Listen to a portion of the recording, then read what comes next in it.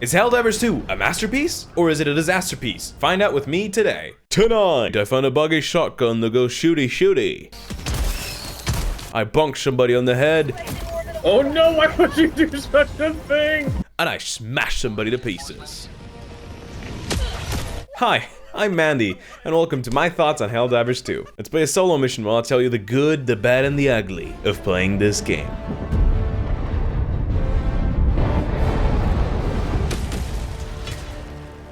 Oh, and I lost the British accent I had in episodes 1 and 2. Why, you ask? Well, I've faced serious accusations of being British. Personally, I didn't really know much about Helldivers before Helldivers 2 came out. I had a buddy that kept telling me to play it, and I was really good, but much like anybody over-recommending me a piece of media in the past, I put it in the nah, I'ma wait 10 years to watch it or play it pile inside my brain. But then I saw the trailer for Helldivers 2 on the PlayStation State of Play, and I just said, wow, this looks like if Deep Rock Galactic listened to metalcore. In a good way. Then Helldivers 2 exploded. Literally. So I gave the edgy Deep Rock Galactic a go, and oh man am I glad I did. Helldivers 2 took the video game market by storm, and even though the first one was good, or so I've heard, I don't think anybody expected the second part to be that good. Of course, it's not without its flaws. But let's not get bogged down by some bugs, in both senses of the word, and let's hear about what this game has to offer. The good. Now, this is the way that game is meant to be played. You and 3 other Helldivers ready up for battle. Each of you chooses a primary weapon that could be anything from the amazing breaker shotgun to the laser scythe. For secondaries, which would you rather have? A pistol, or B, an unleashable pocket dimension of bullets? That's empty. Seriously, this thing is insane. This and the breaker shotgun have been my go-to, and I haven't seen a reason to switch from them for anything else. When using this gun, your primary weapon becomes your secondary. You can also choose between different grenades. I stuck with the impact grenade. Get it? Impact, sticky, grenade. Kobe. Throwing grenade. Fuck. Kobe. Fuck. I have impacts. Anyway, as far as armor goes, ratings don't vary wildly, but you can get more stamina, a faster movement speed, more defense, or unique effects like a 50% chance of not getting one shot, which is too good to be on medium armor and should be on heavy armor. What the fuck? Then you have a bunch of cosmetics and in a mission, you can pull out your Nintendo DSi and boot up Dance Dance Revolution in order to throw down your beacons. These beacons can be for resupplying ammo, heavy weaponry, artillery, a dog with no legs that can fly, and bombardment. A lot of bombardment. You've got orbital strikes, cluster bombs, orbital lasers, barrages, napalm, and even the huge half-a-ton bomb. In missions, you might even get something called the Hell Bomb that, of course, also requires you to play DDR on it before being primed. With these DDR sequences, or stratagems, if you want the actual name, you can also call on heavy weapons like the grenade launcher, the railgun, the flamethrower, or the recoilless rifle. By the way, I have to say, the screen for acquiring these DDR stratagems is really neat. It shows you a nice preview of where and when you would use it and its immediate effects. Look at this. As of now, there are 2 main enemy factions, the Terminids and Automatons, each with their own little version of mobs from small to big to huge to what the fuck is that? Get me out of here, please! There are different kinds of objectives, namely, blow up a certain amount of robots or bugs, blow up a certain amount of buildings or bug nests, blow up a giant rocket into the sky, and can you guess what else? Exactly, let some scientists almost get blown up while trying to escort them, because escort missions have to be in every game, and it's just absolutely brilliant with no flaws whatsoever. I want to mention that escort missions in this game have to be a meta joke, because look at this, it's just 3 dudes at a time running across a courtyard. But I mean, I'm happy it's this instead of clinging to scientists' butt cheeks and accompanying them through the whole battlefield. We can barely get through anywhere ourselves. By the way, there's also now a giant mech suit in the game, and apparently we're getting vehicles and many more things. Here's how the mech suit feels and plays. Spoiler, it's really fun. Extraction request. Heavy. East close. You may proceed to extraction when ready. Wow, one rocket opened the legs. On the technical side of things, the netcode seems to be really well implemented. There's no perceivable lag, even when I'm hosting from somewhere in Germany to somewhere in the midst of the Arizona desert. Also, the game's textures and models are superb, the animations are stunning, and the audio design is just marvelous. How about a nice cup of liver tea? Helldiver, you are moving outside the mission area. Get some!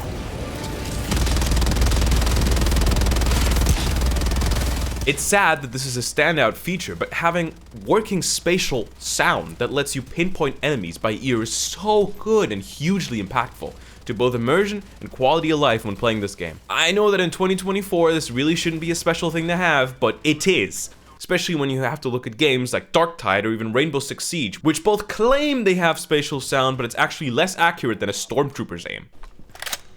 The UI design and layout of every single menu is impeccable. They're easy to navigate, they're to the point, and very intuitive. They're also visually well designed, pleasant to look at, but never unclear or muddy. The sounds to navigate the HUD and any other menu are extremely fitting and never feel annoying or unpleasant.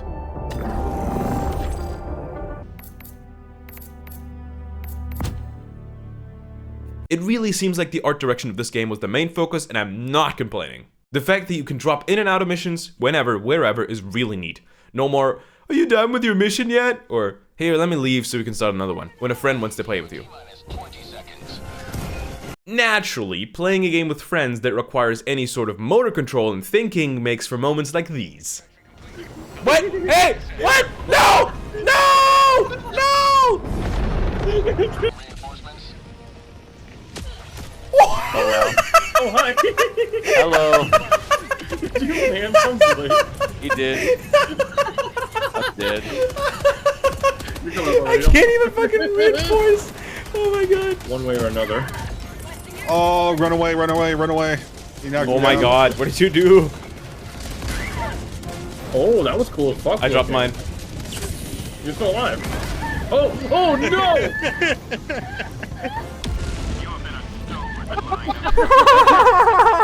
He's still alive. How are you lived. alive, my brother? He How did lived. you not take damage? Oh my Are you god. okay, Mandy? Yeah, sure, I am. Alright. Because I don't know what your friends are like, but mine always find a way to place a turret on my ass, behind my ass, shove a railgun up my ass, blow my ass up, or, at the very least, almost compromise the entire mission by throwing down a 120mm orbital strike and saying, "That's not 120mm, and when confronted, retaliating with a mere, "Oops." The atmosphere of this game is impeccable. The soundtrack is just phenomenal. It just feels like it fits and matches the exact scenario that's unfolding on the battlefield.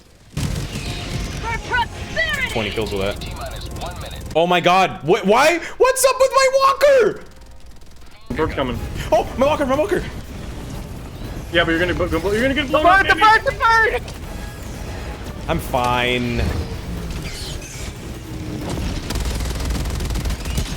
Pick up.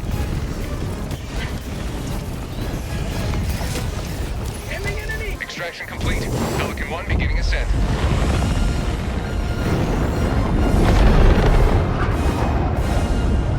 Liberty has seen you through. The little quips and quotes from the ship staff are really nice, and it's not just a lore dump. The bots are simple enough. Little more than bits of metal welded to a gun and a CPU, with a single overriding directive: kill. The security adverts and announcement are sarcastic and just carry this game's tone very, very well. You will get shot at. But remember your ABCs and you will never die. Always be taking cover. Because if there's one thing I've learned, it's that bullets do not go through cover. Assuming that cover is thick and largely impenetrable. Brass tactics. Use them or die trying. Generally, the tone of this game is brilliant. You get into the game, and all you need to know is that there are bugs, and there are machines that need killing, because Super Earth's in danger. You're a clone, and you're also a soldier that explores other planets. You might also have bad aim, but that's beside the point. It's all we need to know, so now go out there, dive into hell, and squash bugs and fry machines! Nevertheless, they managed to have a lot of little things that add up to the ambiance of this game. Being able to see a pod drop down from the mother of Super Earth while being on the ground. The fact that you can see somebody mission select when you're not hosting on the world map. The fact that you can just stand in the observatorium on the ship and look at all the ships bombarding the surface. Each of those details adds a lot to the experience that is this game. Solo play isn't the same story though, when you want to play anything a bit more challenging. That's where we get into the bad. The balancing falls apart from difficulty 5 onwards. It gets increasingly frustrating to play anything on a 7+, especially the turtle up on the little island missions. As soon as you hit 7 on Terminus, it means you have a Bile Titan looking between your ass cheeks about every 30 seconds, which is fast that you can kill it. Chargers and Spitters start being incredibly abundant. Chargers are very bullet hungry and they do not stop charging at you, unless they are stunned, which is very hard to do when there's more than 2 chasing you at the same time. Furthermore, they charge at you at the same pace as you sprint, which means the second that you run out of stamina, you are dead. On flat ground without walls to trick them into, say in the middle of the open desert, you are just cooked. Spitters are uncomfortable to deal with because they are very, very dangerous if you're in their range, and oh boy are there many of them. On the automaton side, flamethrower hulks are the equivalent of a spitter, only that they can't really be damaged from the front, so they either require you to be really, really good with grenades, or another play to help you out. Running around them like you can do with the AT-ATs is not an option, since the flames will indeed cook and fry your ass. Here are my suggestions for balancing. Give the Chargers a stamina bar so they can't infinitely sprint at you at full speed, or stun them when you dodge them at the last second, for example. This would make solo play much more viable. You can then make them more dangerous or powerful. I'm saying this because I don't want the game to be easier, I want it to be less frustrating. Don't make 5+ gameplay required. Yeah, you heard me right. As of now, you can only progress and get super materials if you play on these higher difficulties. This to me is frankly ridiculous. I enjoy higher difficulties, but what I don't enjoy is being forced to play them if I want to progress. Difficulties like these, if they want any justification of existence, should be a challenge, a display of skill and tactics, not a brick wall that you hit with your scrotum head on because you're trying to get higher tier stuff. I have another suggestion for you. Yeah, you, the viewer at home. Like the video. That's right. Hit that juicy old like button. Delicious. Physics are mostly locally calculated on the client side. This makes sense. It's how most games' multiplayer experience works. You'd think that ragdolls being in slightly different places depending on whose screen you're looking at wouldn't be a big deal, but you see, it is. Let me say one word. Minefields. Once a minefield stratagem is placed, a spinny turret thingy spits out mines while rotating in place. And don't get me wrong, it looks really cool, but this means that every mine that's spat out has its own simulated flight path. What's the problem? Sometimes those mines land underground. This mostly happens when you're not the one who's placed the minefield, to the point where I'd placed a minefield and my body thought there was a clear path through it when there weren't any big red mine warning lights, only to get his legs instantly amputated and thrown in the air in celebration. The easiest and most consistent fix for this would probably be to make sure the lights are placed where the mine fell, but overground. That way they're visible to everyone. Ah, friendly fire. I'm fine with friendly fire being in the game. It means you can do stuff like this. Oh god. Oh my Oh, god. oh no! You got the beacon fucking stuff. You! What? How? Or this. Stand by for takeoff. Oh no, why would you do such a thing? Oh, get in! Holy shit.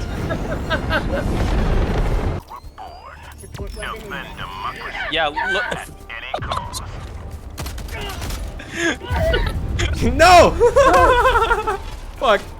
In a public match, if somebody annoys you, you could just make them look into the barrel of your rifle and say, eat this. And that's objectively funny. So why is friendly fire in the bad section? The reason is friendly turrets and guard dogs. They have friendly fire, sure, but that makes them nigh unusable. Not all of them are equal, mind you, but on a 7+, a mortar is a team death sentence. A guard dog means that if you have an ally between you and some enemies, which is 99% of the time you're near an ally, that thing can and absolutely will headshot your teammate. The AI for these machines needs to be changed or worked around, or they won't be viable in higher difficulties. I want them to be viable because I firmly believe in finding your own playstyle instead of sticking to the optimal and the meta. And as of now, airstrikes, some heavy weapons, and the ammo backpack are basically all that people run with. The fact that it's a maximum of 4 people in a lobby is a bit disappointing to me. It makes the immense battlefield feel strangely empty at times. You never come across other Helldivers squadrons, despite your destroyers being basically stuck in a traffic jam above orbit because of how many there are. I wish you could expand your squad to 8 or 10 people to have larger lobbies, or alternatively come across other squads of Helldivers on the surface of the planet. At least, you know, maybe see distant airstrikes or explosions.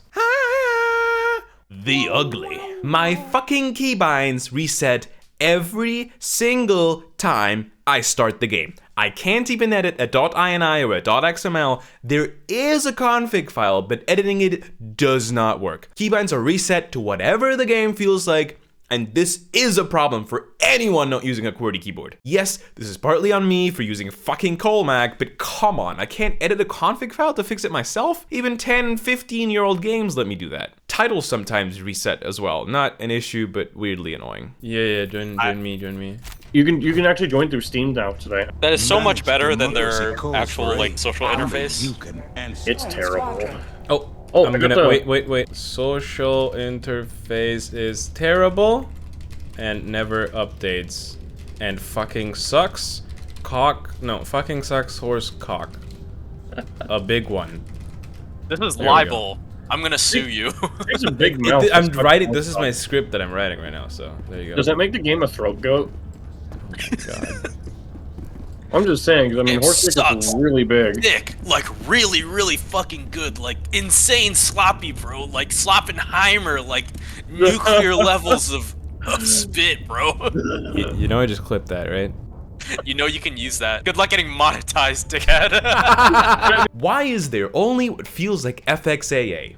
It can't be that hard to have temporal anti-aliasing in your game, and it just makes it look that much better when you're playing at native res, which I quite enjoy doing. And I don't like how it defaulted to a resolution scaling that's below native. Mine was DLSS quality, for example. I like having the option, but it's as if the game was saying, "Psst, I don't actually run that well on native resolution compared to other games, so I took the liberty of putting on a resolution scaling." It's as if I bought a new car, and instead of coming with a bunch of neat carpets and accessories, it just didn't. They ripped out everything for the sake of it going faster, which yes it will, but that's something I want to do myself if I feel the need to, damn it. Don't disguise the fact that you can't optimize a game behind AI upscaling. Anyway, the option for native is there. So, whatever. I'm more upset by the lack of TAA, to be honest. Many lines are still noticeably jagged, and it throws me off now and again. Stuff that I can live with, yes, but I didn't build a very capable machine for nothing. I don't go out and buy an M3 just to sit in 30 kilometers an hour city traffic all day with no hopes of escaping. Exactly that is what this game feels like to run. And no, this is not an unfair standard to be held to, because Doom Eternal exists, and if Helldivers 2 is the city traffic,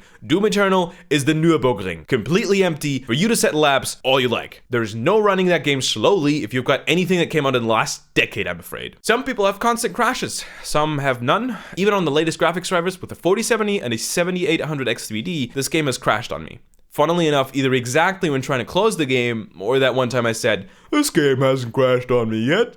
The bugs are annoying. To me personally, most of them are just funny, like that bug that makes you get stuck in a hugging animation when you're trying to interact with stuff. While you're ADSing with a ballistic shield, this happens, Mandy. What the fuck? Oh yeah, watch out, Mandy. We got a spitter quitter. I keep bugging this. There's something on the side. Oh, I bugged the thing again. What the fuck? But then there's also the bug where your gun is invisible and you can't shoot and you have to fiddle around a bunch to fix it. Or that bug where I don't even know what happened here. Yes, run, Mandy. Run back towards me. I'm gonna throw an eagle. Don't worry, I'm gonna overlay. What is happening? Where am I? Why is my camera outside of the map? What in the actual fuck? So yeah, they can be very frustrating to deal with if they happen at an inopportune time. This game is both a masterpiece and a disaster piece. Its atmosphere, the feeling you get when you drop in with other people in the midst of a battlefield and your character screams, "Have a taste of liberty!" It's just brilliant. On the flip side, the balancing, the technical issues, bugs, crashes, and glitches make this game a disaster piece through that lens. If I was forced to give this game a score, I'd give it a solid 14 out of 20, a 7 out of 10, a 3 out of 5, a 1 out of 2, a 0 out of 0, and a review on Metacritic that just says rock and stone, more like cock and clone. If you want to see me review other games, new or old, good or terrible, then make sure you leave a comment on this video telling me what game I should review next, and subscribe to the channel if you want. To my left right now is the next review I put out, and while it isn't out, it'll be whatever YouTube thinks is best for you to watch next. Have a good one, Mandy over and out.